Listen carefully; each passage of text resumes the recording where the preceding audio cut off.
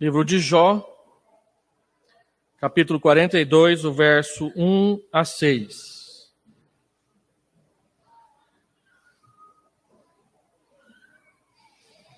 Então respondeu Jó ao Senhor: Bem sei que tudo podes, e nenhum dos teus planos pode ser frustrado. Quem é aquele, como disseste, que sem conhecimento encobre o conselho? Na verdade, falei do que não entendia, coisas maravilhosas demais para mim, coisas que eu não conhecia. Escuta-me, pois, havias dito, e eu falarei. Eu te perguntarei, e tu me ensinarás. Eu te conhecia só de ouvir falar, mas agora os meus olhos te veem. Por isso me abomino e me arrependo no pó e na cinza. Vamos orar.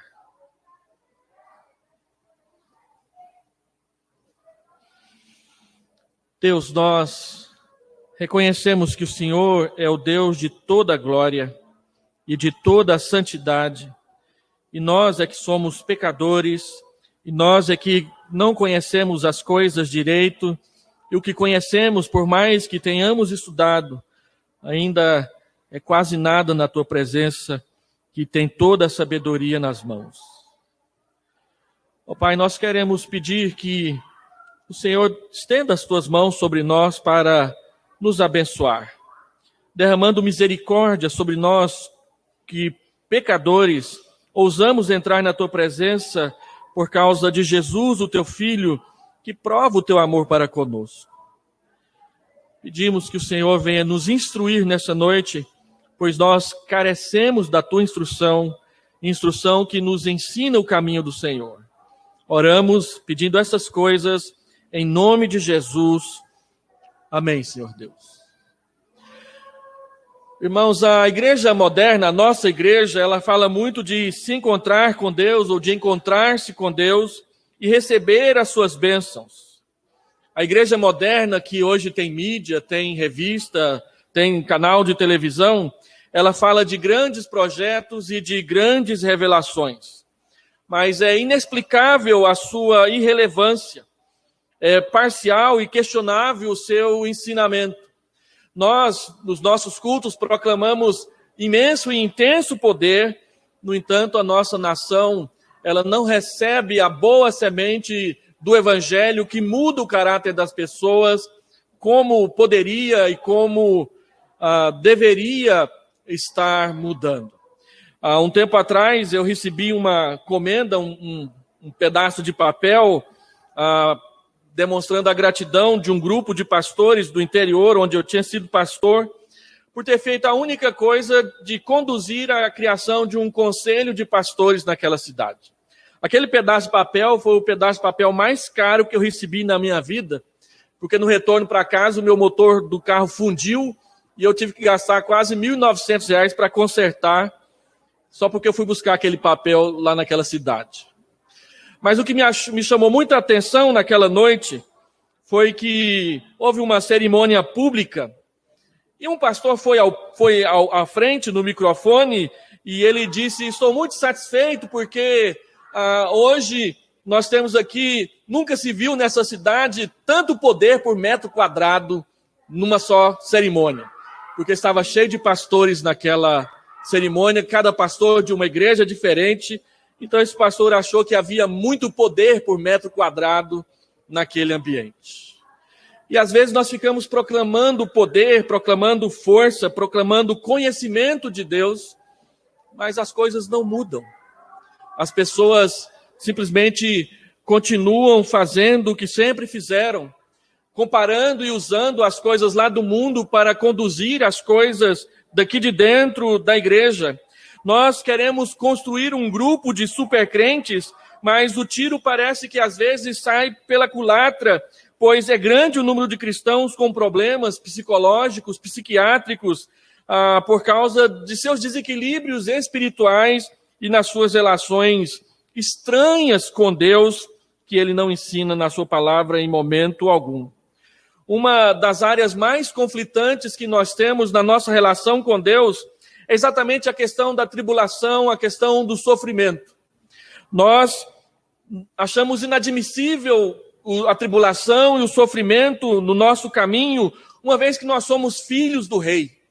E é comum pessoas dizerem que rejeitam essas coisas, que proclamam que elas estão arredadas, colocadas de lado, e que isso não pode acontecer na vida dos crentes. No entanto, quando nós lemos as Escrituras, todos os servos de Deus, todas as servas de Deus, eles passaram por tribulações, passaram por sofrimentos, enfrentaram dificuldades. Há um tempo atrás eu participei de uma consulta em São Paulo, levantando-se a seguinte pergunta: por que o número de missionários brasileiros no exterior não aumenta? Apesar e levando-se em conta o fato de que nos últimos 10 anos, ou nos últimos 15 anos, a igreja evangélica no Brasil praticamente quase dobrou de tamanho. E uma das respostas, foram duas respostas que foram levantadas por missionários e pastores de várias denominações diferentes. A primeira é a teologia da prosperidade, que nos ensina a cobiçar bens e valores e definir como bênção da parte de Deus somente bênçãos materiais. Então Deus só nos abençoa se Ele nos der um carro novo, se Ele nos der uma casa nova, se Ele nos der um emprego com um salário muito melhor, ou se Ele me permitir fazer aquela viagem ao redor do mundo que eu sempre sonhei, então é que eu sou abençoado por Deus. Todas as bênçãos de Deus são reduzidas a um critério só: bênçãos materiais. A teologia da prosperidade nos ensina a cobiçar as coisas e não a servir a Deus. Um presbítero de uma igreja presbiteriana de São Paulo, chateado com essa igreja presbiteriana que a gente muitas vezes diz que é engessada, que é cansada e que é mesmo sorveteriana, resolveu ir para uma dessas igrejas neopentecostais que abraçaram a teologia da prosperidade, e ele tinha uma caminhonete bonitona, cabine dupla. E na noite em que ele foi lá para aquela igreja, abandonando o presbiterianismo para trás, o pastor falou de desejar bênçãos maiores. E aí eles venderam a um preço X um saquinho de sal grosso. E a pessoa deveria ir para casa, orar a Deus e colocar aquele saquinho de sal grosso, derramar aquele saquinho de sal grosso em cima da bênção que ele queria. Qual não foi a surpresa do presbítero quando acordou de manhã e tinha um punhado de montinho de sal grosso em cima do capô da caminhonete dele? E ele então achou que o melhor mesmo era voltar para a igreja presbiteriana, onde não se ensina a cobiçar as coisas do próximo. E um pastor certa vez disse: olha, você tem que desejar o emprego do seu patrão, porque Deus só tem bênçãos para você. Quem quer o emprego do patrão, levanta a mão. E aí todo mundo levantou a mão e começaram a ficar rindo, porque perceberam que o pastor auxiliar estava com a mão levantada também. E ele virou-se para o pastor auxiliar e disse: você não, você tem que ficar onde você está. Desejar o que é do outro é a teologia da prosperidade ensina para nós. E desejar o que é do outro, a Bíblia dá um nome muito comum para isso, que é a palavra cobiçar. E os 10 mandamentos diz: não cobiçarás. A outra resposta foi que a igreja brasileira ainda não aprendeu a desenvolver uma teologia do sofrimento que seja enraizada nas Escrituras. Nós corremos do sofrimento, nós não queremos o sofrimento, e isso é normal para nós. Mas nós criamos uma teologia que não permite a gente ler na Bíblia que haverá sofrimento, haverá tribulação. Nós meditamos domingo passado aqui no texto de Atos 14, que diz para nós que a igreja precisa de liderança, e dentre os papéis da liderança é mostrar para a igreja, na plena realidade, que é com tribulações que nós vamos herdar a vida eterna. E Paulo diz que, embora as tribulações do presente, se comparadas ao tamanho da eternidade, elas são breves e momentâneas, mas elas existem. Elas estão aí diante de nós. Quando nós fazemos uma breve avaliação, por exemplo, do milagre de Caná da Galileia, quando o Senhor Jesus, ele substitui ou ele transforma a água em vinho, todos os sinais do Senhor Jesus no Evangelho de João são para mostrar que a realidade que vem é muito superior à realidade que nós vivemos hoje em dia. E que o mundo, ele tenta nos convencer do oposto. Que a vida eterna é preto e branco. A vida aqui na terra é que é colorida. Tem até um filme que chama A Vida em Preto e Branco, que questiona a moralidade. E diz que esse negócio de querer viver uma vida certinha é viver em preto e branco. O céu é preto e branco, o céu é sem graça. E aqui na terra é que é bom.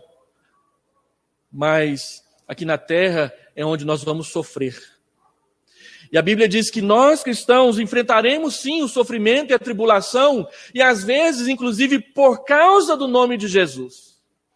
Mas lá no céu, na eternidade, que é muito maior e incomparável no que diz respeito à qualidade de vida, é que nós vamos experimentar a alegria que jamais acaba. E nós estamos diante de Jó. Jó foi um homem que experimentou as duas coisas, experimentou a bênção, inclusive a bênção material, e experimentou a tragédia, a dificuldade, a dor, a enfermidade, o sofrimento, tudo condensado ali no que o livro narra para nós. A história de Jó é um refrigério para quem sofre, pois demonstra uma visão muito mais realista da fé e do sofrimento e de como Deus age em nossas vidas, também através das nossas experiências amargas. Exatamente, não para nos afastar dele, não para nos empurrar para longe, mas para fazer o oposto, para nos trazer para perto dele e ter como resultado final disso mais conhecimento de Deus. Reverendo James foi muito feliz hoje pela manhã quando relembrou para nós a temática do livro do Dr. Carson sobre a reforma da vida espiritual. E ele diz, olha, o que o mundo mais precisa, o que a igreja mais precisa hoje é conhecer a Deus. Esse é o foco das orações de Paulo em Efésios, em Colossenses e em Filipenses, só para citar algumas das orações de Paulo no Novo Testamento. Em Colossenses, ele ora 2 vezes para que nós conheçamos a Deus e a vontade de Deus. E em Efésios, capítulo 1, a partir do verso 15, ele ora para que nós conheçamos o próprio Deus e o seu poder que deve agir nas nossas vidas. Mas quando nós enfrentamos sofrimento, experiências amargas, e quando nós muitas vezes olhamos para as experiências dos outros, quase que experiências amargas dos outros, quase que invariavelmente, nós caímos em 3 tipos de observações e interpretações que o texto de Jó mostra para nós que não é o que Deus pretende nos ensinar quando sofremos. Os amigos de Jó e as suas conversas com Jó, elas deixam e tornam aparente muitas vezes o que é o normal na forma como nós olhamos os problemas que nós enfrentamos e os problemas que os outros enfrentam. Ele toma o caminho do moralismo. Ele apoia as suas interpretações na observação dos acontecimentos. Olha, porque você viveu isso de ruim, você pecou. E é por isso que Deus agora está te castigando dessa forma. Bildade, ele é o legalista, ele olha para a tradição e ele diz, olha, você cometeu algum erro aí na sua vida cristã e por isso então você pecou e Deus está desagradado com você. Zofar, ele toma o caminho dos dogmatistas e ele apoia as suas interpretações na presunção e na suposição de que Jó estava experimentando o infortúnio exatamente porque pecou. E todas as vezes, quase, que nós enfrentamos sofrimento, que nós enfrentamos tribulação, que nós enfrentamos momentos amargos, a nossa tendência natural e pecaminosa é também achar que Deus não se agrada de nós porque nós pecamos. E essas coisas estão acontecendo. Mas nem sempre é assim. Existem momentos em que Deus coloca o sofrimento, a tribulação e a dor no nosso caminho, não é porque nós pecamos, mas é exatamente porque Ele quer ensinar coisas novas para nós. E Ele quer provar o nosso coração para saber se nós vamos ficar firmes ou se nós vamos nos afastar, porque o nosso conceito de comunhão com Deus é um conceito utilitarista que só enxerga as bênçãos, mas não enxerga a comunhão com o próprio Deus. A conclusão desses três grupos sempre será a mesma. O sofrimento é resultado direto do pecado. Os tradicionalistas, os dogmatistas, os moralistas, eles sempre partem do pressuposto de que Deus não abençoa, ou você está sofrendo porque você pecou contra Deus. E que o favor ou desfavor de Deus sempre evidência ou sempre se evidenciará pela prosperidade material ou pela sua adversidade ou pela falta dela na vida do homem. É assim que na visão deles, encontrar-se com Deus é encontrar-se com o prazer, é encontrar-se com a satisfação dos seus desejos, agora nessa vida e antes da morte. Renúncia, deixar para depois, aguentar o peso, são palavras que não fazem muito parte do nosso vocabulário espiritual. E a Escritura Sagrada diz que é exatamente o oposto que nós devemos aprender a considerar. Nós não somos masoquistas, aquelas pessoas que gostam de sofrer para alcançar prazer. Mas nós somos realistas no sentido de saber que há sim lugar para a tribulação, para o sofrimento e até mesmo para a amargura no processo do nosso crescimento espiritual. Porque nós sabemos, diz o apóstolo Paulo, Romanos capítulo 8, versículo 28, que todas as coisas cooperam para o bem daqueles que amam a Deus. Todas as coisas boas e todas as coisas ruins, somadas umas com as outras, elas cooperam, elas se somam para o nosso bem. No final, Deus diz que eles estavam todos errados. Existe uma outra alternativa a se pensar. E essa alternativa é que nas adversidades, Deus prova o nosso coração para saber se vamos nos desviar ou se vamos nos apegar ainda mais a Ele. Isso tem a ver com uma decisão que o nosso coração toma na hora de enfrentar o sofrimento. Como eu vou enxergar o sofrimento que eu estou passando, que eu passei na minha relação com Deus? E essa igreja que está crescendo aí fora, ela não tem nada a dizer sobre isso, pois ela não aceita a possibilidade de ser provada por Deus, ela aceita unicamente a possibilidade de ser abençoada por Deus. E nessa noite eu gostaria, falando mais uma vez sobre encontros tremendos, falar sobre esse encontro tremendo que Jó tem com Deus aqui. Os irmãos conhecem a história, o nosso irmão Salomão tem feito exposições sobre o livro de Jó e fará mais algumas este ano. Por isso, eu não vou entrar em muitos detalhes estruturais com respeito ao livro de Jó.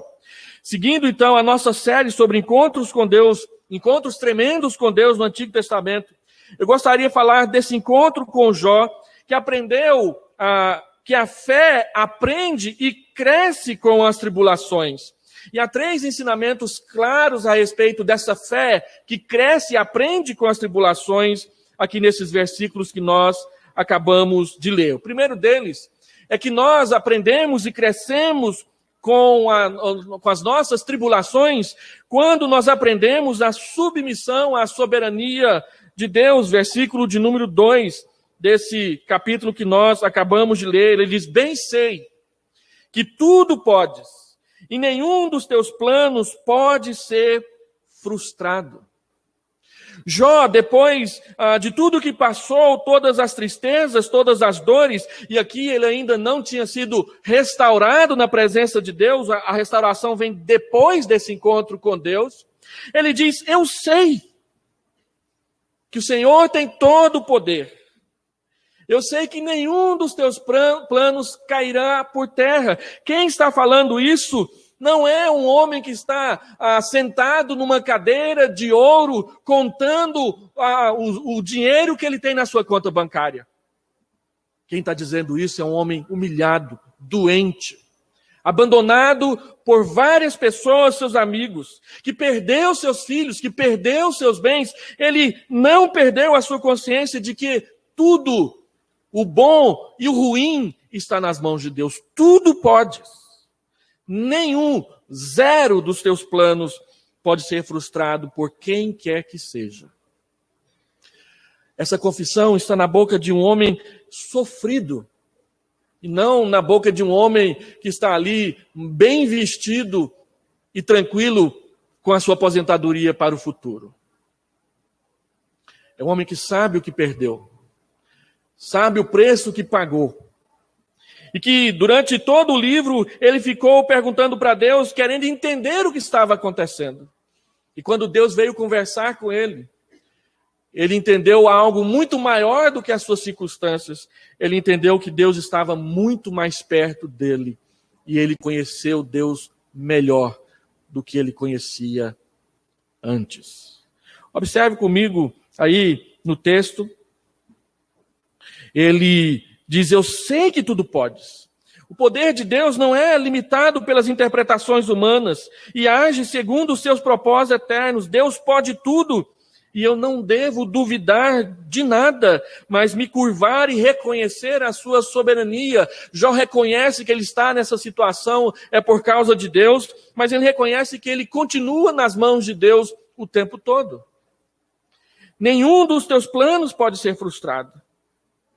O que Deus escreveu, Deus vai executar. E nós precisamos aprender a estar disponíveis para Deus, para o que der e vier, para sermos usados por Ele. E Jó, diante de Deus, ele diz, tudo pode, Senhor. Segundo, nós crescemos e aprendemos com as nossas tribulações quando nós reconhecemos que estamos numa posição humilde diante da sabedoria de Deus, versículo 3 e versículo 4. Observe o que ele diz. Quem é aquele, como disseste, que sem conhecimento encobre o conselho? Na verdade, falei do que não entendia. Coisas maravilhosas demais para mim. Coisas que eu não conhecia. Escuta-me, pois havias dito, e eu falarei, e te perguntarei, e tu me ensinarás. Jó se coloca diante de Deus para reconhecer que ele tem muito o que aprender e a sua tribulação lhe mostrou isso. Que nós não entendemos a mente de Deus como achamos que entendemos. Que nós não conhecemos as dimensões dos projetos de Deus como nós achamos que conhecemos. E que nós estamos muito mais à mercê da sua soberania do que nós muitas vezes confessamos com a nossa boca. Aquele que sem conhecimento encobre o conselho.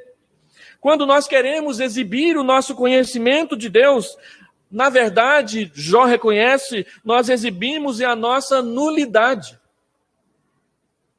Nós gostamos de nos gloriar no nosso conhecimento. E Deus diz, em Jeremias, capítulo 9, versículo 29, não se glorie o sábio na sua sabedoria, não se glorie o rico na sua riqueza, não se glorie o poderoso no seu poder. Mas se alguém quer se gloriar, se alguém quer se orgulhar, se alguém quer se alegrar, alegre-se nisso, em me conhecer e saber que eu faço e executo juízo na terra. Paulo fala em 1 Coríntios 13 que o nosso conhecimento ele é sempre parcial e ele tem uma tendência de nos conduzir à soberba. Humildade não é a negação do conhecimento. Humildade é colocar o conhecimento no seu devido lugar. Jó é um homem que, nós poderíamos dizer, é um homem que conhece a Deus. Era um homem piedoso, era um homem profundamente religioso, era um homem sábio, era um homem respeitado por sua vida de equilíbrio e pela forma honesta com que se conduzia. Mas ele diz que tudo isso é nada diante da grandiosidade de conhecer quem é Deus. E ele então diz, olha, eu falei do que não entendia. Eu falei sem conhecimento. E ele se coloca à disposição de Deus, dizendo, eu perguntarei e tu me ensinarás. Nós temos que manter vívida no nosso coração essa postura de eternos aprendizes diante de Deus. Depois de nós andarmos 30, 40 anos pela fé, termos inúmeras experiências com Deus, quando nós olhamos a grandeza, a magnitude das Escrituras, e como que ela se aprofunda, sendo revelação que é de Deus para nós percebemos que nós, na verdade, caminhamos muito pouco. Há um tempo atrás, meu irmão, mais velho do que eu, numa reunião familiar, logo depois do falecimento de nossa mãe, nós nos reunimos para conversar, colocar em ordem alguns problemas, e um dos outros irmãos estava tendo um problema familiar. E ele era um homem religioso, era um pastor igual a mim. Então o nosso irmão mais velho disse, olha, à medida que a gente envelhece, nós temos que nos tornar pessoas melhores, não pessoas piores. O que aconteceu com você? Que sabendo o certo, resolveu fazer o errado. E aquilo que o meu irmão disse para nós, naquela tarde ali, reunidos, no momento triste da família, tem ficado na minha mente o tempo todo.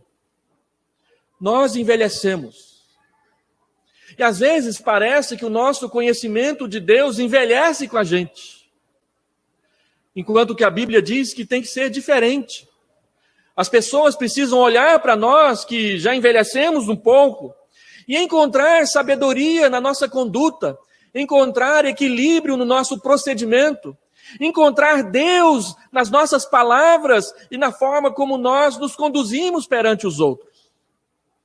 Mas às vezes, as pessoas encontram esse espírito ranzinza e murmurador, de reclamar da vida o tempo todo, de olhar para trás, e parece que viver com Deus, andar com Deus, é um peso e não uma libertação.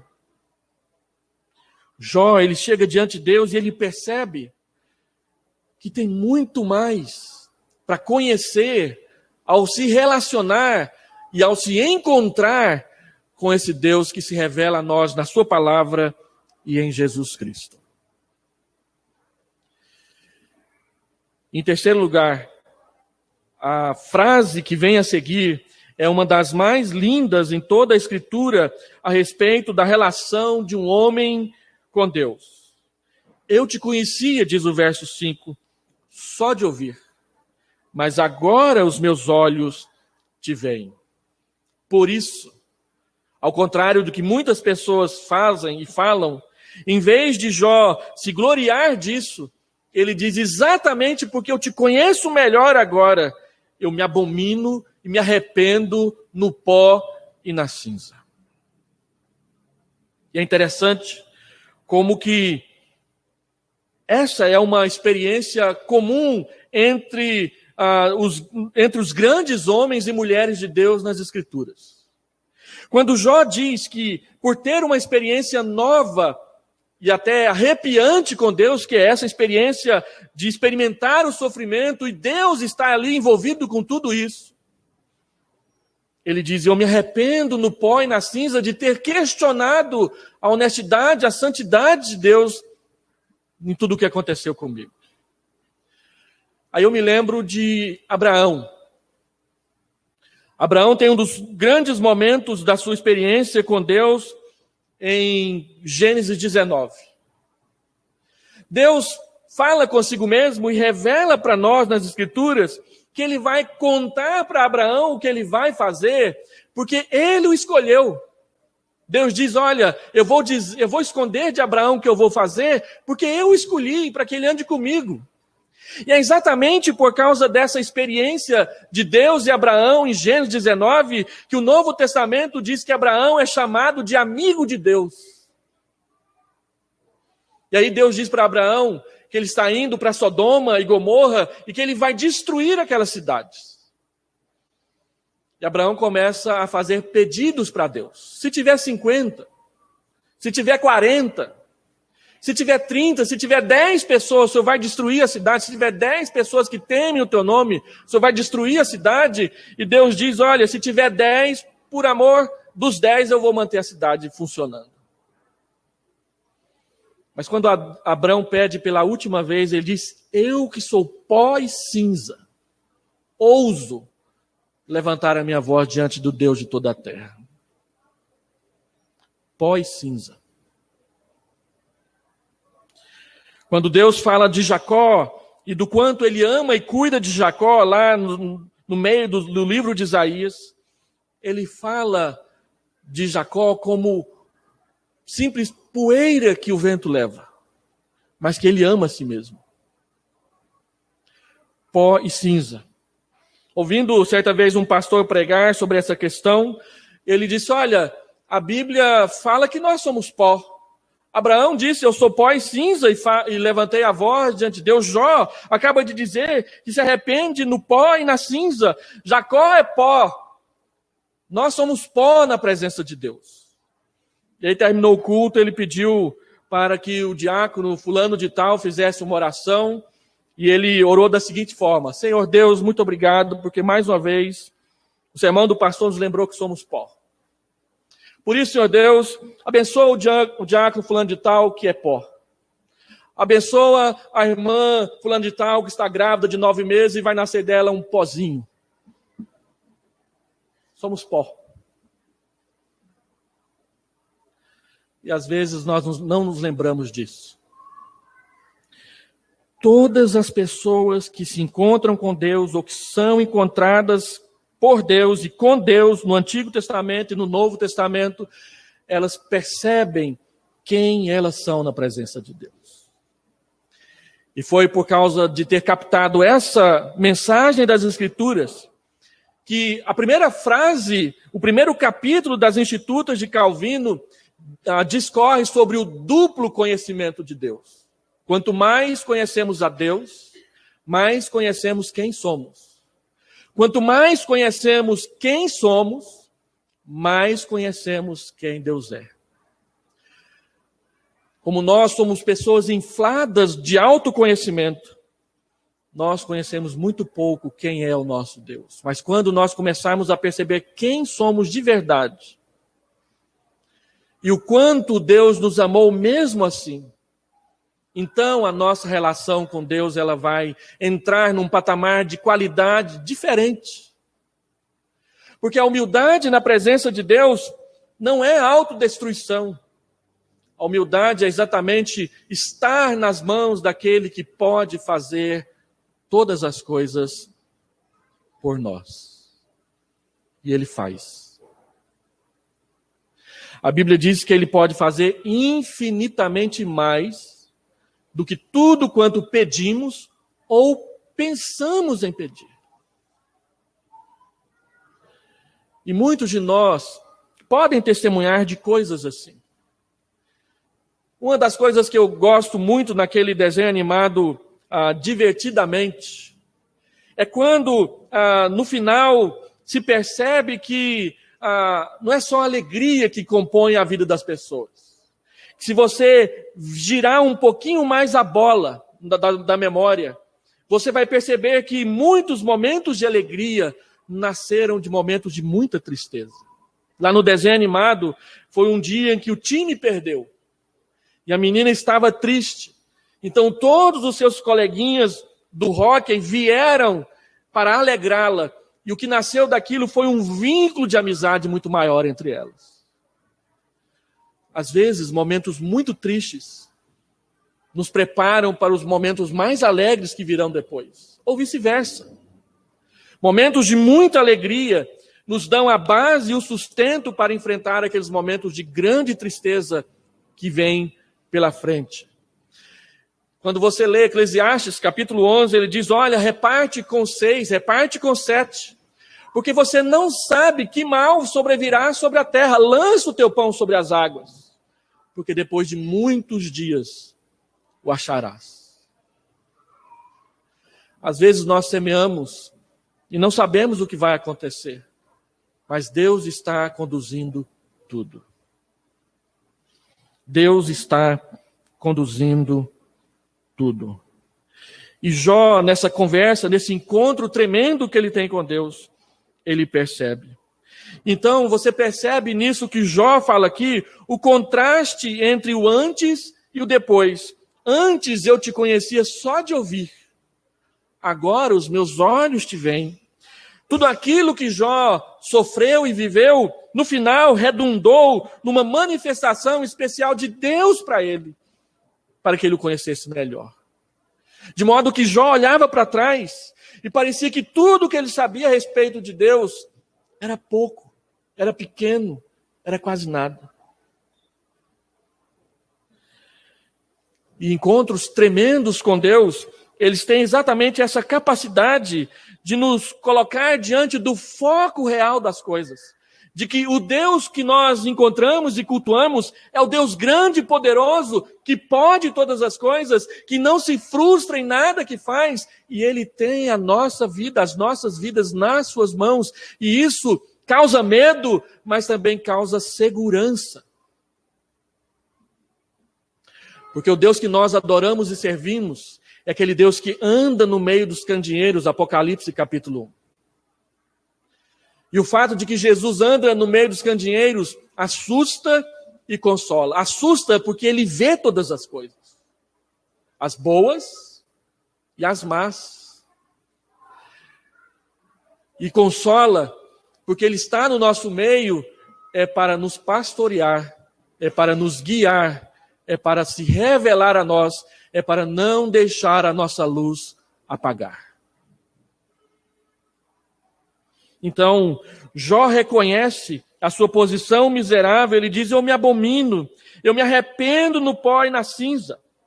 A mesma palavra de Abraão, que eu já citei, não no capítulo 19, mas no capítulo 18, versículo 27. Não há arrogância nas palavras de Jó, mas há humildade. O arrependimento de Jó não é o reconhecimento de que os seus amigos estavam certos e de que ele realmente tinha pecado, mas é uma percepção renovada de sua natureza pecaminosa na presença de Deus. Ele reconhece os seus limites humanos, ele reconhece a sua pecaminosidade latente que mora dentro de si, demonstrada muitas vezes nos seus questionamentos imaturos contra Deus. E ao receber essa nova revelação de Deus, ele não se orgulha, ele se arrepende. E quando nós olhamos para a igreja moderna, nós colocamos como troféu esta ou aquela revelação de Deus no nosso meio. Se torna motivo de soberba, se torna motivo de arrogância. Mas na Bíblia, todas as vezes que Deus se revela, o povo se prostra, o povo se arrepende, o povo percebe quem é Deus e quem nós somos. Então, nós vimos na igreja com aquela expectativa de que Deus vai derramar bênçãos sobre nós. De que nós vamos voltar para casa super animados, capazes então de, com pilhas renovadas, atravessar mais uma semana. E quem sabe alguma coisa estupenda, um milagre acontece no nosso meio. E nós vamos falar dessas coisas para as outras pessoas. Mas o que a Bíblia diz é que quando os homens e as mulheres de Deus nas Escrituras passaram por esses momentos, de fato eles ficavam maravilhados. Mas quando tocava diretamente a eles, eles percebem quem são e o quanto eles carecem da graça, da glória, da bondade e da misericórdia de Deus. E isso não é para entristecer as pessoas. Isso é para dar foco à nossa fé. Com quem nós estamos tratando? Nós não estamos tratando com uma pessoa que tem muito dinheiro e que sai distribuindo dinheiro para as pessoas. Nós estamos tratando com o Deus criador e sustentador de todas as coisas. Isso gera temor no nosso coração. Jó, ele se encurva, ele coloca a sua boca no chão e ele adora. E o significado literal da palavra adorar é simplesmente prostrar-se, dobrar os joelhos, encurvar-se diante de Deus para reconhecer quem ele é. E Jó reconhece a sua insignificância, mas ele se torna cônscio de um privilégio agora recebido, ver a Deus. O fato de que Jó se abomina e se arrepende no pó e na cinza não diminui no seu coração a segurança e a certeza de que ele está com Deus, diante de Deus, e que Deus está se revelando a ele. E essas duas coisas precisam estar em equilíbrio no nosso coração. O maravilhar-se e o arrepender-se, abominar-se no pó e na cinza. Lutero tinha uma frase para isso em alemão que eu nem ouso tentar repetir porque não vou dar conta. Mas ele dizia que todos nós, quando ele foi explicar aquela famosa frase em latim, coram Deo, toda a vida é vivida na presença de Deus, Lutero fala algumas coisas a mais. Ele fala o seguinte, que todo ser humano está diante de Deus em desespero e esperança. Nós estamos diante de Deus sempre em desespero e esperança. Desespero porque somos pecadores, porque somos os vasos de barro. E esperança porque Deus colocou o tesouro da sua glória, Jesus Cristo, em nós. As duas coisas. E é isso que dá o brilho, a força da nossa fé. E eu quero partir para a conclusão dizendo o seguinte: saber quem Deus é mostra quem nós somos. Isso não desmerece a nossa fé, nem a anula, mas coloca as coisas no devido lugar e nos ensina que nós não vivemos para glorificar a nós mesmos, e os nossos projetos pessoais, eles são nulidades, eles podem acabar num terremoto, eles podem acabar numa chuva forte, eles podem acabar numa crise financeira de um determinado país. Na Venezuela tinha gente que ontem era rico, hoje é refugiado aqui no Brasil, por causa do que está acontecendo lá. Na Síria tinha homens que tinham bens e riquezas, e uma bomba caiu em cima de tudo. Pessoas viviam bem, morando bem, e de repente uma doença lhes roubou tudo. Mas Deus não deixou de ser Deus. Jó tinha bênçãos, tinha riqueza, tinha filhos bacanas, filhos charmosos, filhos bonitos, filhos bem colocados na sociedade. E perdeu tudo num dia só. Não são essas coisas que devem estar no foco da nossa relação com Deus. O foco da nossa relação com Deus é conhecê-lo. Conhecê-lo. Agrada-te do Senhor e Ele satisfará os desejos do teu coração. Reconheça quem Deus é. Reconheça como que Ele trabalha na sua palavra. E dedique-se a andar com Ele nesses termos. Eu quero fazer 3 aplicações. A primeira delas, Deus nos ensina com as tribulações para que a nossa fé possa crescer e aprender com elas. Aprenda a submeter-se. E aprender a submeter-se a Deus precisa ser o tópico das nossas orações quando estivermos na presença de Deus. Calvino orava, em casa eu tenho um livro de orações de Calvino, em que ele diz, olha Senhor, adestra-me, usando exatamente uma palavra do mundo animal para ensinar os animais a se comportarem e a fazer coisas. Adestra-me, ensina-me. Submeta-se. Não resista ao que Deus quer fazer na sua vida. Paulo diz, eu aprendi a viver contente em toda e qualquer situação. E olhar para essas palavras de Paulo mexe com a gente. Como que eu posso aprender a ser contente em toda e qualquer situação? Enfrentando uma enfermidade que não sara. Lidando com um filho que não quer aprender a ser bênção. Ou lidando com um pai que não se liberta de certos vícios.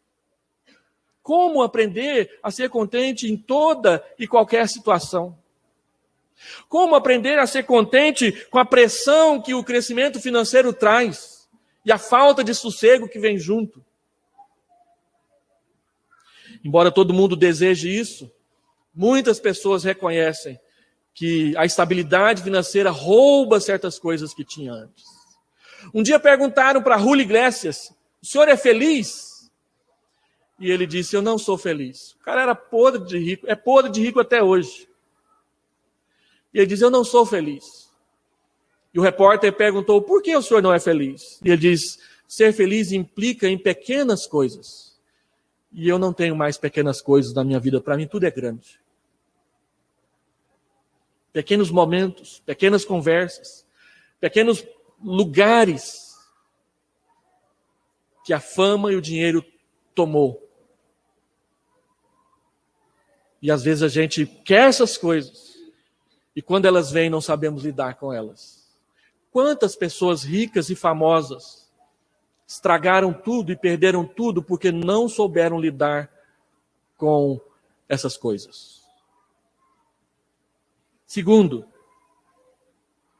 é Deus quem está tornando cada dia, Deus está se tornando cada dia mais grande para você, ou é você que quer cada dia se tornar mais grande para Deus?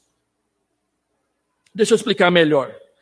Quando você lê Crônicas de Nárnia, no livro O Príncipe Caspian, tem um momento em que Aslan se apresenta para Lúcia. E Lúcia, vendo Aslan, ela disse: Aslan, como você cresceu desde a última vez que eu te vi? E Aslan disse: olha, não fui eu que cresci. É que quanto mais você me conhece, mais eu vou parecer grande para você. Eu me lembro de uma moça que veio para a primeira igreja numa época. Ela tinha muitos problemas e não sabia como resolver. Passou na porta da igreja às 7 horas da manhã, viu uma reunião de oração e entrou. E ela disse que ficou toda envergonhada com aquele pouquinho de gente orando ali, que orava todos os dias. Mas ela gostou da reunião de oração e voltou outra vez, e voltou de novo, e voltou novamente, e passou a frequentar religiosamente aquela reunião de oração, 7 horas da manhã lá na igreja. E ela disse que quando foi lá a primeira vez, seus problemas eram imensos. Ela não sabia como tratar com eles. Mas aí ela começou a ver os pedidos de oração. Ela percebeu que alguns pedidos de oração eram os mesmos dos dela. E que aquelas pessoas que estavam ali orando, parecia para ela que estavam bem e que davam conta de lidar com aqueles problemas que para ela eram imensos. E então ela começou a orar também e aprendeu a orar junto com eles. E ela disse que os problemas parece que foram ficando menores. Porque ela passou a ter paz na hora de lidar com eles. E o resultado disso foi que ela entregou sua vida para Jesus. E foi para uma cidade do interior, e lá ela se tornou membro de uma igreja presbiteriana, e ela escreveu uma carta e mandou para nós, dizendo: olha, não parem de orar, porque pessoas como eu conhecem Jesus nessas reuniões. Deus vai ficando grande, e os problemas vão ficando menores. Não porque eles são pequenos, mas é porque Deus, olhando para Deus, diante deles, eles ficam muito pequenos. Garfield, aquele desenhista do Garfield, certa vez ele disse: Garfield é meio gordinho, é um gatinho meio gordinho. Então o Garfield ele escreveu uma vez lá na tira dele do jornal: se você quer parecer magro, ou se você quer parecer pequeno, fique do lado da pessoa que é bem mais gorda que você e bem maior que você. Aí você vai ficar magro e pequeno. É exatamente isso. Quando Deus é grande, os outros problemas ficam menores, eles emagrecem. E nós passamos a ter coragem de enfrentá-los, não porque somos maiores, mas porque Deus é muito maior que os nossos problemas. E Ele nos socorre nessas horas. Se nós estamos conhecendo Deus cada dia mais, Deus vai ficar maior. E isso vai nos dar coragem e vai alimentar as nossas almas e as nossas orações. Como é possível conhecer a Deus? Deixe-me terminar então este sermão com 2 ilustrações. Dr. Russell Shedd foi um pregador que eu aprendi a admirar, e sempre que ele vinha aqui em Goiânia, eu procurava me organizar para ir ouvi-lo. Era um dos homens santos que Deus produziu na igreja evangélica brasileira. Um dia perguntaram para sua filha, ele tinha 3 filhas, se eu não me engano, conta um pecado do reverendo Rousseau Shedd para nós. Ele disse, olha, eu nunca vi. Eu só sei que meu pai é pecador porque está escrito lá na Bíblia. Então, eu nunca vi. É claro que é um testemunho de uma filha a respeito de um pai. O Dr. Rousseau Shedd nunca se proclamou não pecador para nós. Mas quando ele adquiriu o câncer, e ele lutou contra o câncer durante um tempo na sua vida e morreu em função desse câncer, já sendo idoso, os últimos sermões, as poucas vezes que ele podia sair para pregar fora, ele, assistindo alguns dos sermões dele pela internet, ele passou a perguntar constantemente nesses sermões a respeito do céu. E ele perguntava o seguinte, olha, eu estou indo para o céu, daqui a pouco eu estou chegando lá. Quando eu chegar lá, eu te encontrarei lá? Você virá e eu poderei apertar a sua mão quando você chegar lá no céu? Como está a fé, Deus, Jesus no seu coração? Nós vamos nos encontrar para aquele lugar que nós dizemos que vamos para lá? Porque algumas pessoas parecem que acham que não vão chegar lá, mas frequentam a igreja. E nós frequentamos igreja é porque nós conhecemos Deus. E para conhecê-lo melhor. Não tem outro propósito. E a segunda ilustração que eu gostaria de contar, tem uma música que ela faz muito sucesso entre nós, agora diminui um pouco, mas é aquela música que diz assim, ao terminar esta vida e lá no céu eu chegar, lá eu vou encontrar uma multidão de irmãos me esperando para me abraçar. E aí eles vão perguntar para mim, como foi que você chegou aqui? E aí ele vai evangelizar quem está lá no céu, né? Eu falarei de Jesus que me amou e que por esse pobre pecador a sua vida entregou. A música é estranha, porque é estranho você chegar no céu e as pessoas perguntarem, como é que você chegou aqui? Só tem um jeito de chegar lá. É entregando a sua vida para Jesus. Então, o irmão que compôs a música, ela é muito bonita, isso é inegável, ele estava tentando arrumar um jeito de evangelizar, e aí ele achou melhor evangelizar o céu para evangelizar a terra. Então, é por isso que essa música não bate bem com a teologia presbiteriana. Mas, a questão é a seguinte, nós vamos falar de Jesus para as pessoas lá do céu, ou nós vamos falar de Jesus para as pessoas aqui da terra? Se você conhece a Deus, o que a Bíblia diz é que naturalmente você começará a falar de Deus. Irmãos, eu estou falando isso não é para colocar em saia justa os irmãos tímidos aqui da igreja.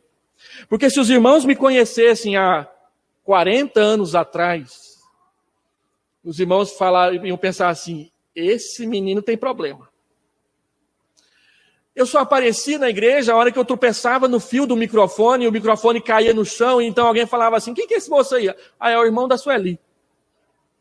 Era assim que eu era conhecido quando eu era conhecido na igreja. Tamanha timidez, tamanho medo, mas à medida em que você vai crescendo e caminhando na fé, falar de Jesus simplesmente acontece. Você começa a falar. Aqui você treme, ali você gagueja, no outro lugar sua orelha fica vermelha, mas você começa a falar. E de repente você começa a aprender que num lugar você vai ser rejeitado, no outro lugar você vai ser aceito, no outro lugar você vai ser questionado, e em tudo isso, Jesus estará com você. Eu te conhecia só de ouvir falar, mas agora os meus olhos te veem. Vamos orar.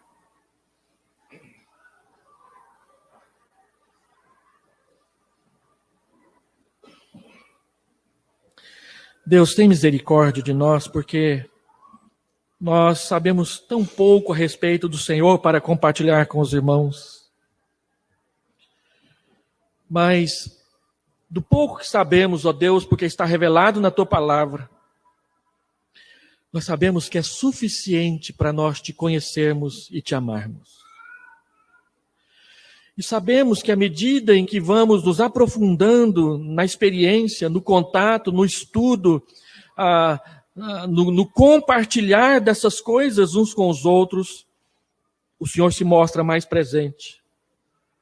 E o Senhor se revela cada vez maior para nós. Ó Pai amado, sabemos que o Senhor nos ama e nos ama com amor eterno. E que em nenhum momento, seja o momento mais amargo nas nossas experiências pessoais, o Senhor estará longe de nós. Por isso, Senhor Deus, queremos pedir que o Senhor nos ensine a aprender com essas situações, para que não nos afastemos de Ti, mas para que nos aproximemos ainda mais do Senhor. Recebe-nos na Tua casa, recebe-nos entre os Teus braços, debaixo das Tuas asas. Recebe-nos, Senhor Deus, porque somos pessoas que têm medo, que têm vergonha, que têm dificuldades, mas que têm conhecido Jesus. E por isso nós te pedimos, estende as tuas mãos para nos receber e nos abençoar. Cuida das nossas tristezas, das nossas amarguras, dos nossos ressentimentos, das nossas mágoas, das nossas enfermidades. Tira os carrapichos da nossa lã, limpa-nos e purifica-nos, e permite-nos, Senhor Deus, descansar na Tua presença, para Te adorar, para Te amar, para cantar louvores ao Teu nome e para Te conhecer melhor. Nós te amamos, Deus, nós te amamos por causa de Jesus, nós te amamos por causa do Teu Espírito, nós te amamos por causa da Tua palavra, nós chamamos por causa do Teu povo, dentro do qual o Senhor nos inseriu. Nós chamamos porque o Senhor é bom. E te adoramos em nome